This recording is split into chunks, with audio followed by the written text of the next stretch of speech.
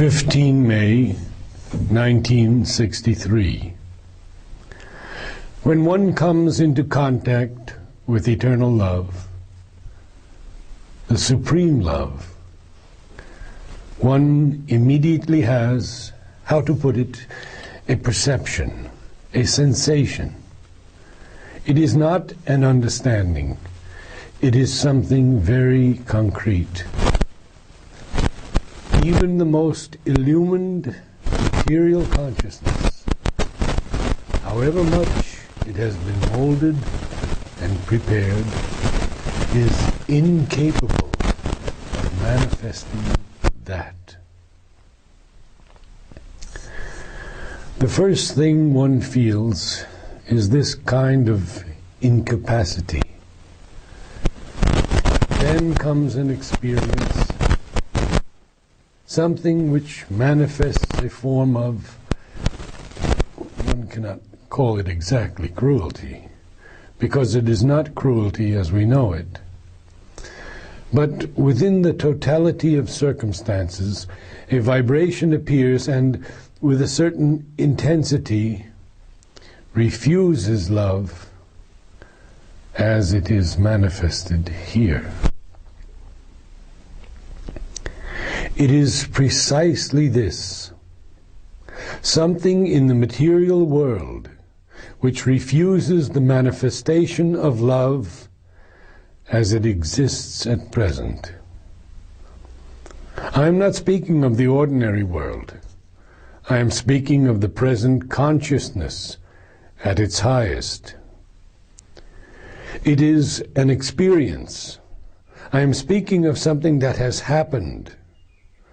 So the part of the consciousness which has been struck by this opposition makes a direct appeal to the origin of love, with an intensity which it would not have without the experience of this refusal.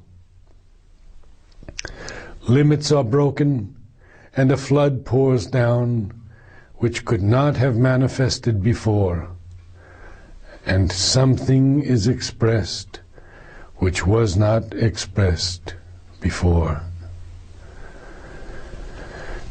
When one sees this, there is obviously a similar experience from the point of view of what we call life and death.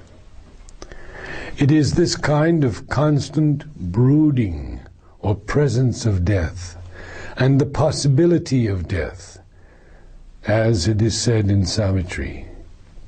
We have a constant companion through the journey from cradle to grave. We are constantly accompanied by this threat or presence of death.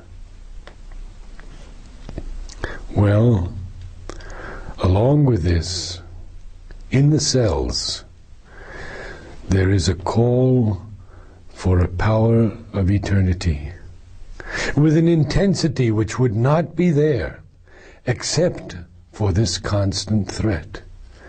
Then one understands, one begins to feel quite concretely that all these things are only ways of intensifying the manifestation, of making it progress, of making it more perfect. And if the means are crude, it is because the manifestation itself is very crude. And as it becomes more perfect and fit to manifest that which is eternally progressive, the very crude means will give way to subtler ones, and the world will progress without any need for such brutal oppositions. This is simply because the world is still in its infancy, and human consciousness is still entirely in its infancy.